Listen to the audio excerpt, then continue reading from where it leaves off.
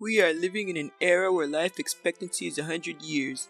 I need to enjoy my second half. Hey, housekeeper, wash and iron this.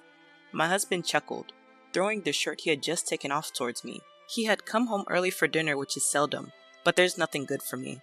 What's all this suddenly? Did someone say something to you? I sighed as I caught his shirt. It's nothing new for my husband to treat me like a housekeeper, but it still stings when he says it to me directly. However, it's too late to change him, so I swallowed my discomfort. Reeking of alcohol, my husband took a seat at the dining table. Oh, it was the boss. We had a company party today, and the boss said that life is 100 years, so 50 is just a halfway point. I see. So it was the company's boss who planted that idea. My husband casually started picking at my dinner as he continued talking. Hey, housekeeper, I need more booze and some snacks. I had planned on having a simple meal since our daughter wasn't home due to working late. It seemed like my meal would be gone in an instant. Could you please not eat that? I hurriedly tried to stop him, but he just ignored me. Reluctantly, I began to prepare some snacks and extra food for myself. I'm Kayla. I'm a 42-year-old office worker. It's been more than 17 years since I married my husband. Nowadays, he doesn't even call me by my name. He just refers to me as the housekeeper. It seems like from the beginning he wanted a housekeeper and not a loving wife. I met my husband in a bar when he picked me up. At that time, I had undergone surgery for a uterine condition and was unable to have children due to the surgery. So I was planning to spend the rest of my life alone, working. But then my husband approached me in a bar where I was drinking with a friend. I was charmed by his light-hearted and lively personality, and he told me it was okay that I couldn't have any kids. I was moved, thinking he loved me, but I never imagined that he only wanted a housekeeper and didn't need kids. Additionally, my husband, who loves drinking, was out almost every night, so I had no idea he had a grown-up daughter. His daughter, Emily, was 9 years old at that time. My husband was rambunctious when he was younger, got a girl pregnant at 18, married her, and divorced in less than a year. The young couple treated their daughter like a burden. Both refused to take custody of her. Emily was raised by my in-laws. Despite her complicated circumstances, Emily was a very good and obedient child. When Emily met me for the first time, she asked, "Are you going to be my mom? Will you stay with me forever? Will I have a brother or a sister?" One question after another. I'll never forget the look in Emily's eyes at that moment. Emily, who was in the 4th grade, understood that her family environment was different from other kids, and she seemed very lonely. She seemed to believe that by me marrying her father, she could finally have the normal, happy family she craved. I'm sorry. I love children, but due to my illness, I can't have babies. But instead, I promise to take good care of you, Emily. I see. Yes, I understand. I'm happy. You're my mom. Just for me. Emily smiled, a relieved and incredibly adorable smile. My in-laws doted on my husband during his upbringing since they had him late in life, but they seemed to love Emily even more since she's their only granddaughter. They didn't think highly of my husband, who treated their precious granddaughter so poorly. Initially, they worried I might be the same type as my husband's ex-wife, and that Emily might get hurt. They had complicated feelings about me. But my elderly in-laws needed someone to take care of Emily, and that's where our interests aligned. I was dealing with the issue of infertility, and my once abandoned dream of having a child could come true if I considered Emily as my own. It didn't take much time for Emily, who was starved for love, and me, who wanted a child, to become like a real mother and daughter. My in-laws, who were initially worried, probably understood that I cherished Emily. Gradually, a trustful relationship was built. Though we were married, my husband soon lost interest in family life. He used to drink with his buddies, but as he aged and couldn't pick up girls as easily, he started frequenting hostess bars. Recently, a young and beautiful hostess is smitten with me, he'd say excitedly. However, he was the one who was infatuated with the young girls. I grew disgusted with my husband, and my love for him faded rapidly. But still, I didn't divorce him because of Emily. Life with Emily was sweet and happy. And because of that, I could endure my husband, who would come home late, all drunk and hurling abuse to me. He never participated in any of Emily's school activities, so people probably thought we were a single mother and daughter. As I looked forward to Emily's growth, time passed, and just the other day, Emily told me, "Mom, there's someone I want you to meet." Emily was already 26. I knew she had a boyfriend and heard about him from time to time, but the day had come when she wanted to introduce him formally. It was an unforgettable moment. "Congratulations! I can't believe Emily's already at that age. You've grown up so much." The girl, who had been somewhat anxious when we first met, had grown into a young woman who could show me her genuine smile. We had truly become like a real mother and daughter. Those were the happy days. The man Emily introduced, a young man named Harley, was a wonderful person. Harley is a great guy, isn't he? You did well, Emily. When I praised him, Emily made a complex face. He's nothing like my father, right? Mom, you don't have to endure for my sake anymore. I want you to divorce my father and be happy too. You're still young. That's true. Actually, Emily had given up on her father a long time ago and had been urging me to divorce him. When we got married, Emily wasn't a child, so I didn't quit my job. I've been working as a full-time employee and I have savings. Honestly, I'm ready to get a divorce at any time, but I just couldn't make up my mind. While eating the snacks I made and sipping his whiskey, my husband said, "Now that Emily's wedding is decided, maybe it's about time for us too." "Eh? Time for what?" "I think it's time to divorce," he says out of the blue, right before our daughter's wedding. I was taken aback. "But don't you think it would be better if both parents attend Emily's wedding?" I asked. "Kayla, you're such a fool. You and Emily aren't blood related. There's no need for you to attend the wedding." "I don't understand. You mean she should go with her biological mother?" "I have no idea what she's up to these days." "Then who will accompany her?" "My new woman." "What?" I had no idea what my husband was talking about. "She's my girlfriend, a young, cute hostess named Natalie." "Really? Are you sure she's not just doing her job?" "That's what she tells the regular customers, but Natalie is definitely into me. She always says, 'If only you weren't married.' So I'm going to propose to her on her birthday next month. Life is a long game, and I've still got more than half of it left. Plenty of time to enjoy. Emily would be happier with a young, cute Natalie as a mom rather than a plain woman like you. And I prefer a beautiful woman by my side. So you're no longer needed. Time for a divorce. You've done your job as a housekeeper well, even though you're not even related to our daughter." This man is such an idiot. The shock of his casual divorce announcement was less than the disgust I felt at his stupidity. Don't be so stupid as to believe a hostess's sales talk. And a wedding is not a venue for showing off a beautiful woman. What's the point if the mother who raised the bride isn't there? "It doesn't matter who it is, as long as we're not blood related.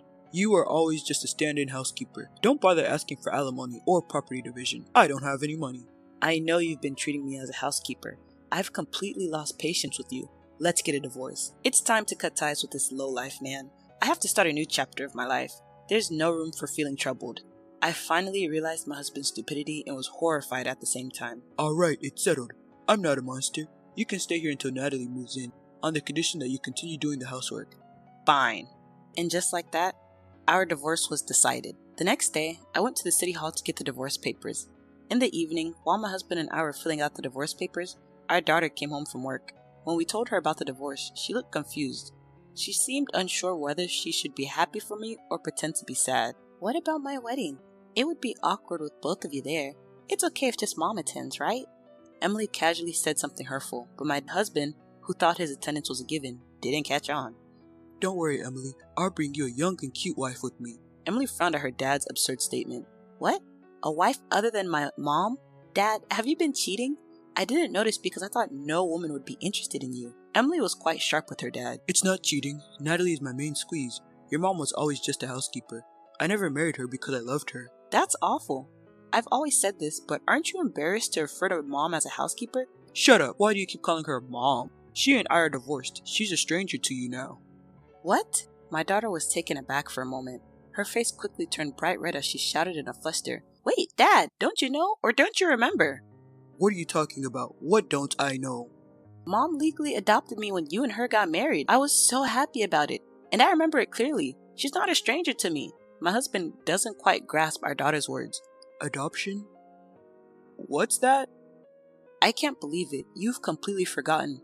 When you and I got married, I also legally adopted Emily. Even without a blood connection, the law recognizes an adopted child as your own." Even after my explanation, my husband still didn't get it. "So that's something that automatically ends when we divorce, right?" No, it isn't. The adoption is separate from divorce. It doesn't end unless I legally terminate it, and I have absolutely no intention of severing my parental relationship with Emily. That's right, I have no intention of severing my bond with Mom either. "What? You two are kidding me. Invalidate that troublesome thing." No matter how much you fuss, it's determined by law. I was thinking of taking Emily in and raising her if it came to that. Emily, knowing that even if I divorced my husband, there would still be a way for her to be with me, encouraged me to divorce for my own happiness. The next day, I submitted the divorce papers and the divorce was finalized, but I was still living in the house. With over 17 years of life in it, there was quite a bit of stuff to sort out. When I contacted both my parents and my husband's parents, they were all in favor of the divorce. However, my husband's parents strictly told me to make sure I got alimony and to divide the property. They also advised me to sell the house we were living in and make some money from it. Even though he was their own son, they seemed fed up with what he had done to their granddaughter and me. Then the next day, Hey, I've decided to remarry you. What? At dinner time, my husband came home and said that out of the blue. Emily and I were wide-eyed. What happened to the young and cute Natalie? She wasn't at the bar today. When I asked, my husband answered briefly. Emily and I didn't understand what he meant, so we waited for his explanation. She quit her job at the bar and she's gone. My husband repeated almost the same words again and again, but Emily and I kind of got the gist of it. Apparently, my husband's belief that he was being loved by a young girl was a product of his inflated ego. Emily was the first to burst out laughing. Dad, she wasn't into you at all. Emily was laughing so hard that tears were streaming down her face. Well, is that so? I couldn't help but smile and was at a loss for words. I didn't know who Natalie was, but seeing my husband looking downcast was refreshing. It's no surprise a young girl isn't seriously into a middle-aged guy like you. She never even considered you in the first place. Emily was laughing hysterically and my husband was getting angry. Emily, how dare you say that to your father? Natalie was going to become your mother. I already have a mother, and I don't need a father. My daughter didn't back down either, and I did my best to suppress my laughter. What a disgraceful child. Hey, Kayla, it's your fault for raising her this way. Mom's not to blame, Emily retorted. I got the brunt of my husband's misplaced anger, but my daughter quickly defended me. I couldn't help but smirk, like I'd listened to someone who's never had a hand in raising our child. Also, if things go wrong, you blame me, you just call me your housekeeper. There's no way I'm remarrying someone like that. I made myself clear to my oblivious husband, but he insisted. But you didn't say anything until I brought up divorce, did you? Didn't you have no complaints? No. All I have for you is complaints. But for our daughter Emily's sake and because it was too much hassle, I didn't divorce you. At first it was because Emily yearned for a family with both parents. After Emily gave up on having her father in her life, I had strangely accustomed to my husband's emotional abuse. But finally, I realized I must sever this terrible relation. Well then, why don't we remarry for Emily's sake? If you're not around, who's going to take care of me? Dad, I can't believe it. Who would want to marry someone who says that? Ignoring Emily's words, my husband tried to persuade me.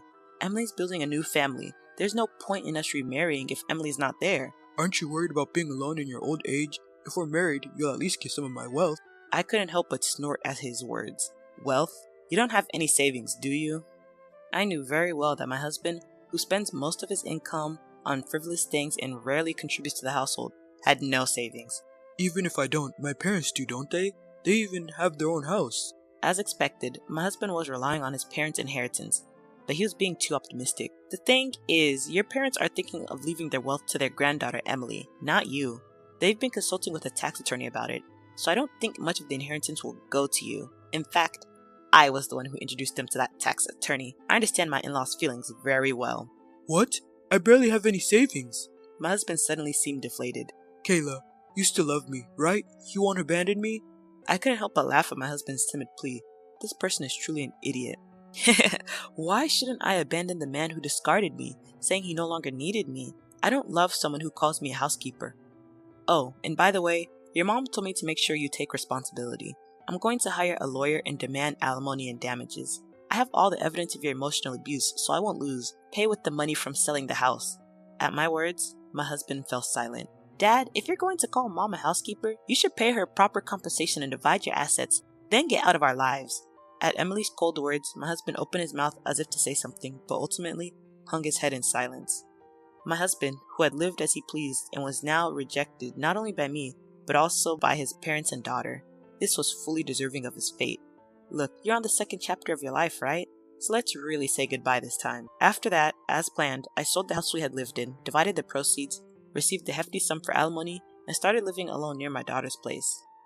My daughter had asked me to live with her, but I didn't want to intrude on her newlywed life and wanted to enjoy my own quiet time, so I respectfully declined their kind offer. My husband ended up living and working on a construction site somewhere, thanks to his father's connections. I have no idea where he is now. The trigger for this divorce, my daughter's wedding, was attended by me and my in-laws without my husband. When I heard the letter from the bride, "Thank you for raising me like a real mom," I couldn't stop my happy tears. I'm relieved to have been able to send off my daughter safely. Finally, truly happy days are within my grasp, and every day is now truly enjoyable.